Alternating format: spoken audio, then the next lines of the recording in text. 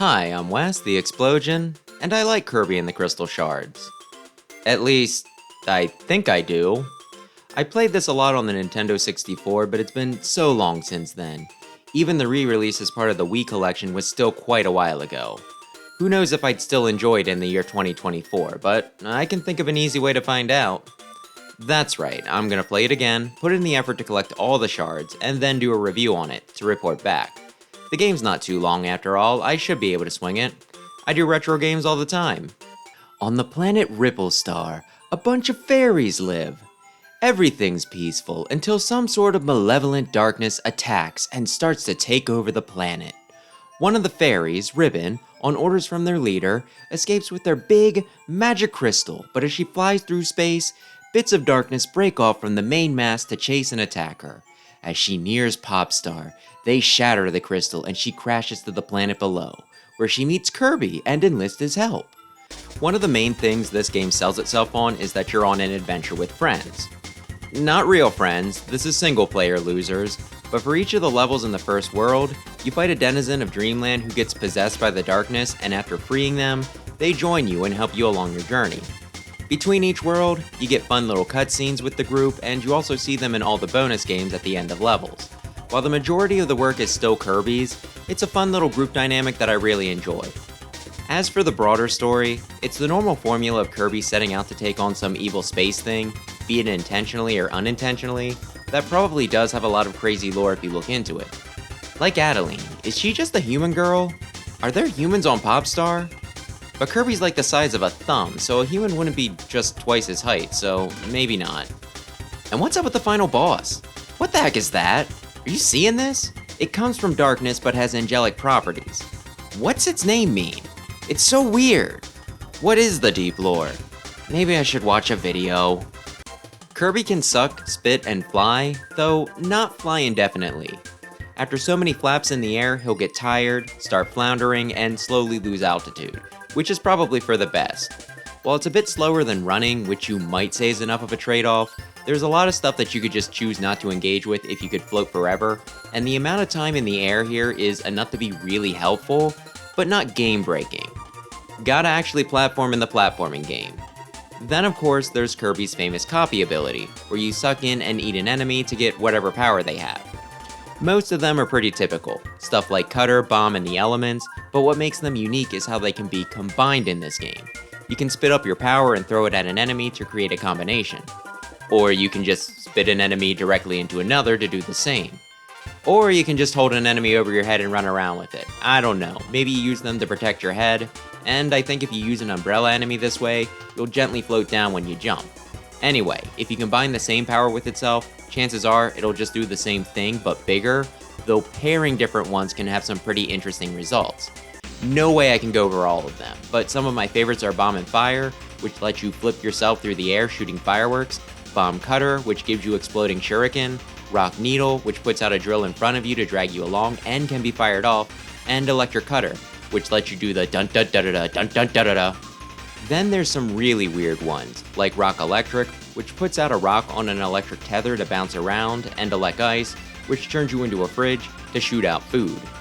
But I'll also say that there's a few that are a pain to use, like maybe they have too short of a reach, or in Rock Bomb's case, throw out some dynamite that can not only take a bit to explode, but will also hurt you if you're within sight of it.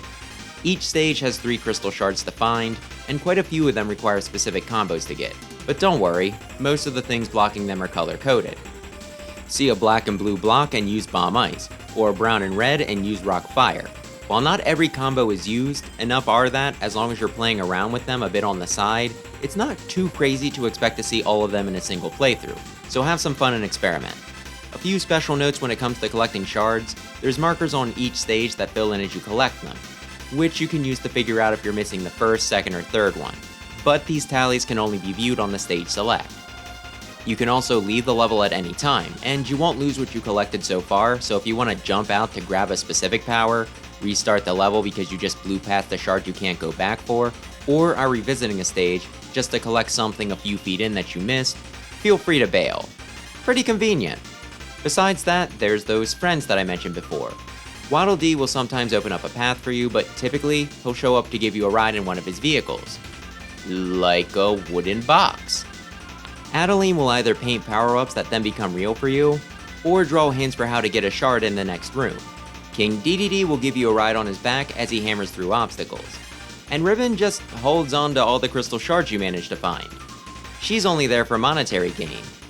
You also collect stars to fill up a bar that will give you an extra life when it's full.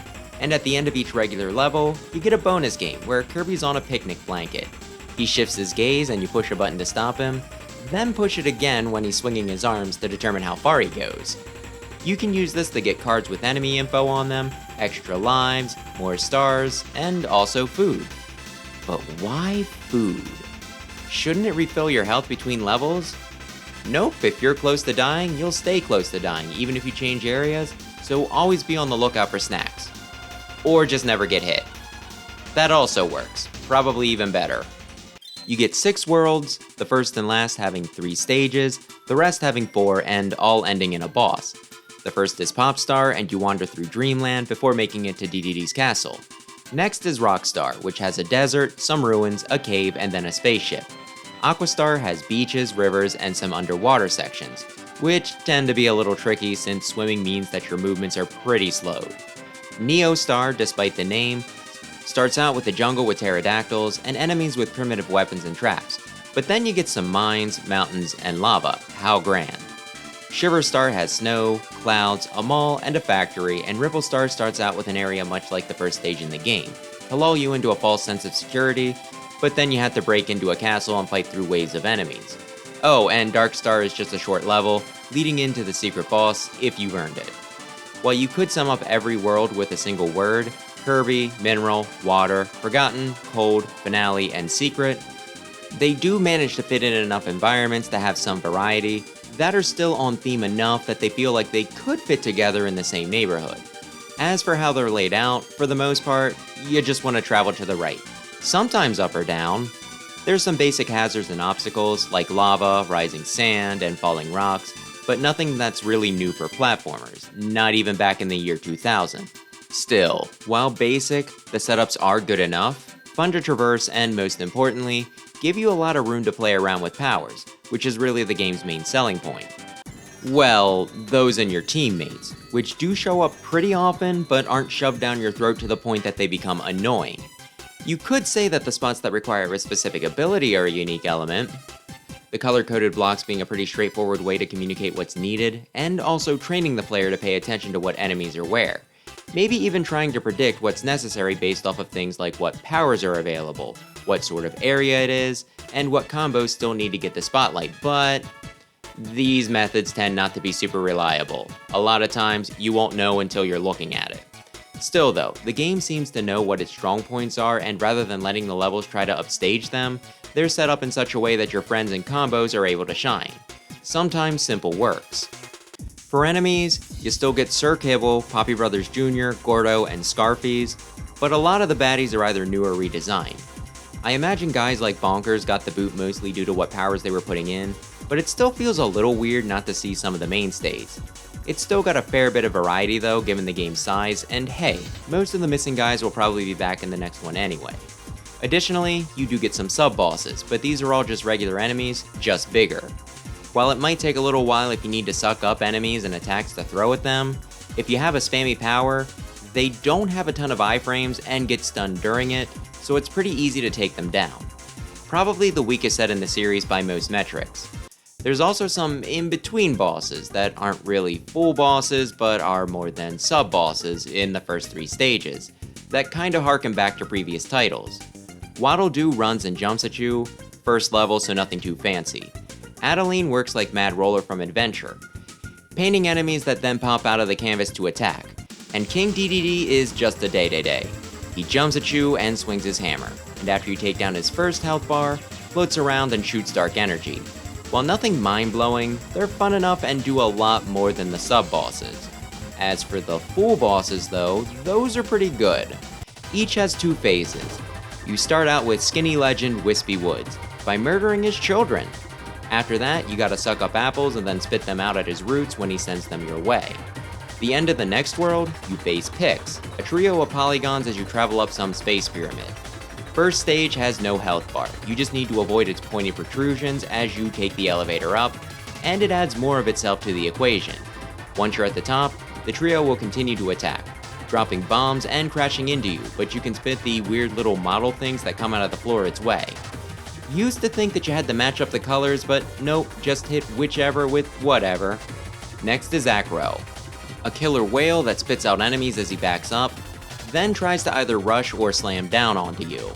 Stage 2, the floor falls away and you have to travel upwards as he spits torpedoes, and regular enemies camp the sides. He also occasionally dashes upwards. He's a little hard due to the fight being underwater, which again slows your movements. Magman is a weird crocheted lava face. You have 4 platforms to move around on, and he sends out tentacles, which is your opportunity to attack. After that, you take it to solid ground, sucking up crap he sends at you while also remembering to dodge when he changes sides or breathes fire.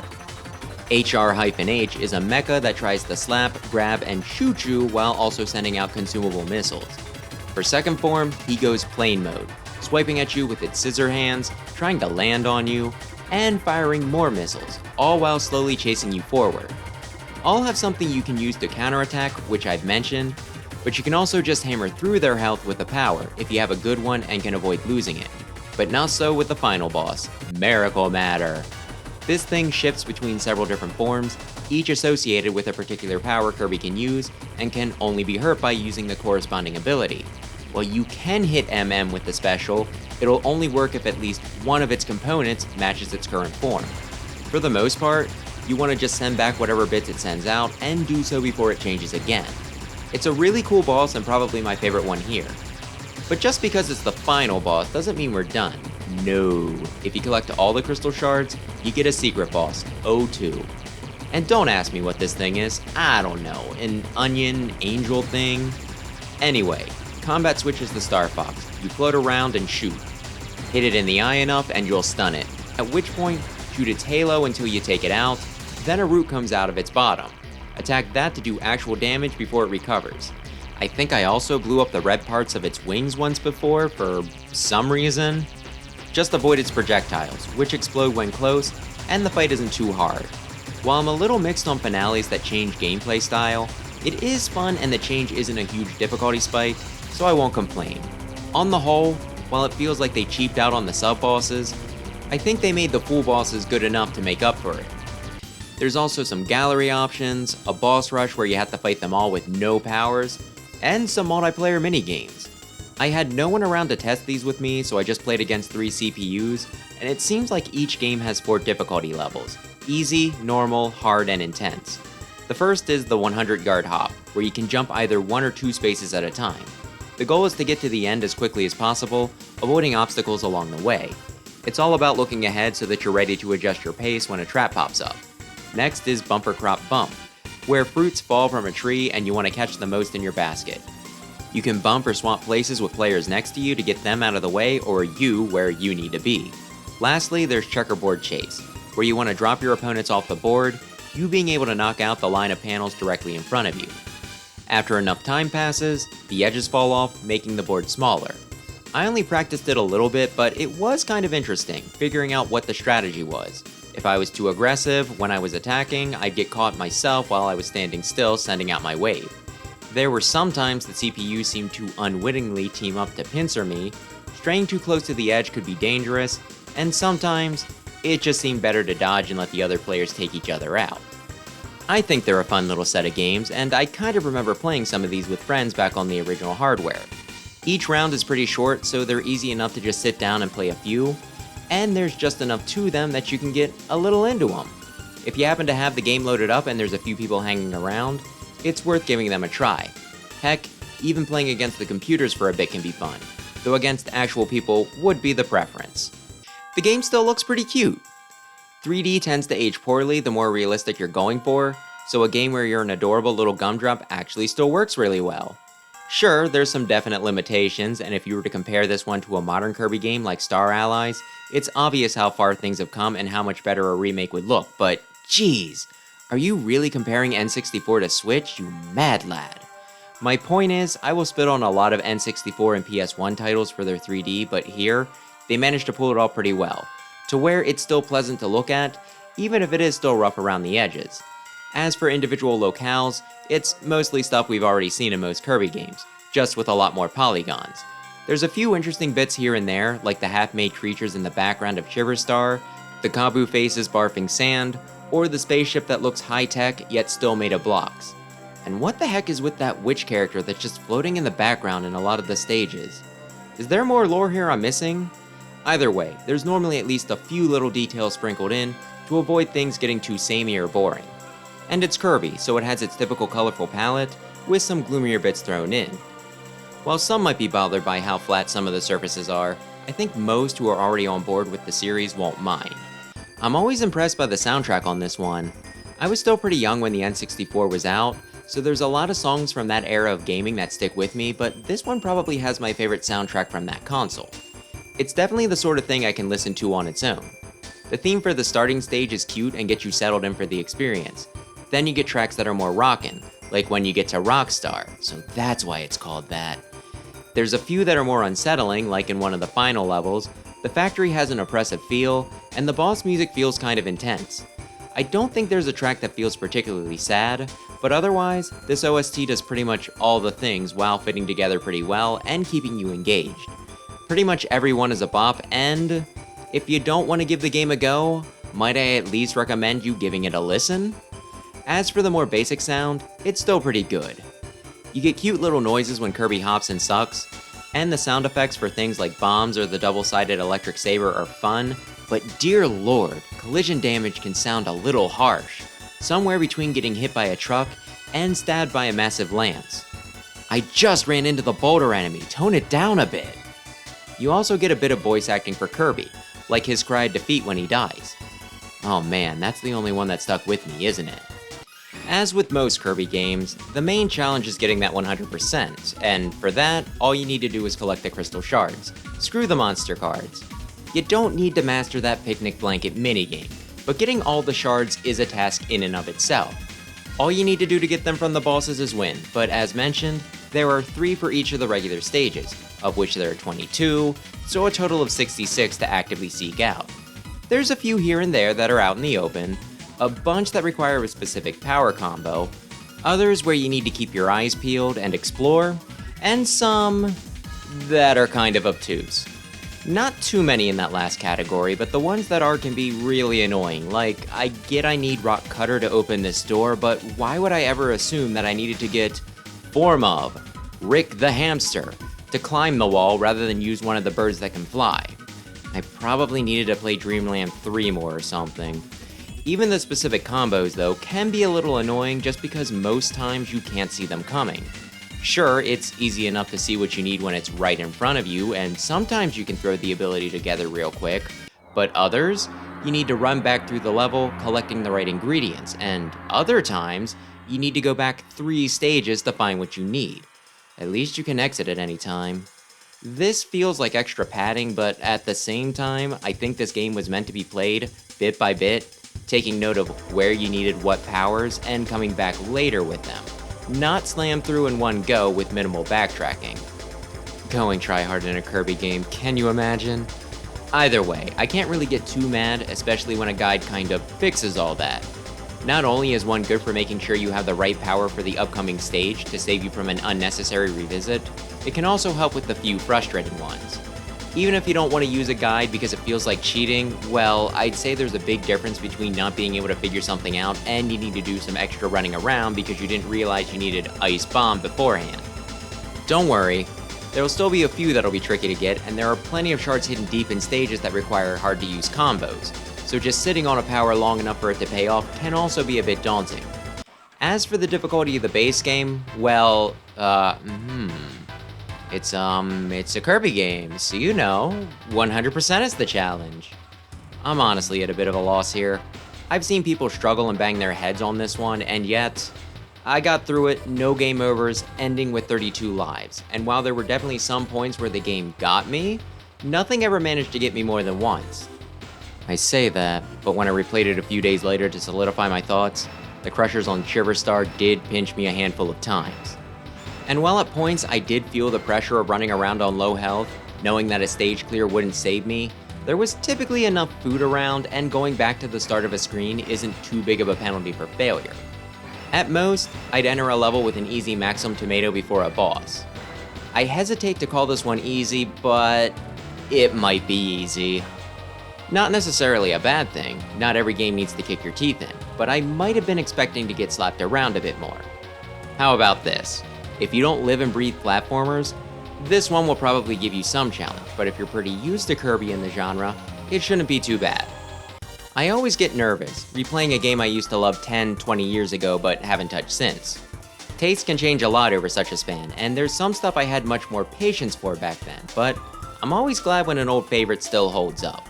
The game is still cute, it's still fun, and the power combination is still one of my favorite Kirby gimmicks. So if you're an old fan of the Crystal Shards, don't be afraid to give it a revisit.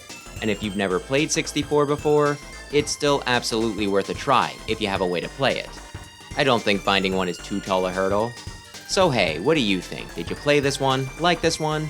Did you manage to get all the shards? What's your favorite combination? And what the hell is O2? Thanks as always for watching, and maybe consider subscribing if you're into platformers, especially Mega Man, but sometimes other stuff. You know. Right back at ya. Yeah.